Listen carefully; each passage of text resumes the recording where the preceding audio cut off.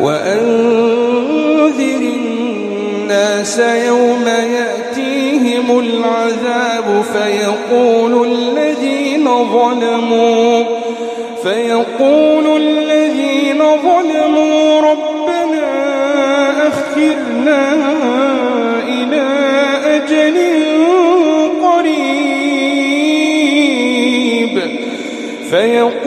الذين ظلموا ربنا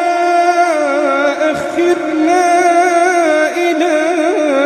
أجل قريب نجب دعوتك ونتبع الرسل أولم تكونوا أقسمتم من قبل ما لكم من زوال وسكنتم في مساكن الذين ظلموا أنفسهم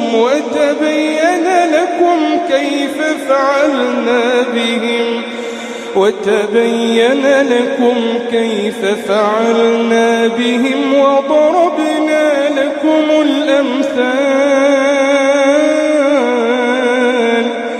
وقد مكروا مكرهم وعند الله مكرهم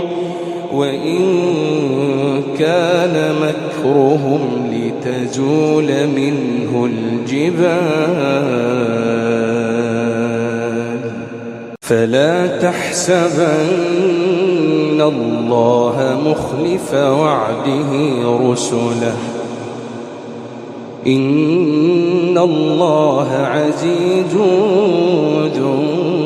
انتقام يوم تبدل الأرض غير الأرض والسماوات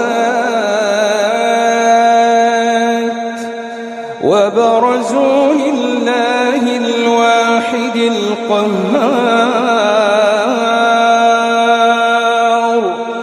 وترى المجرمين يومئذ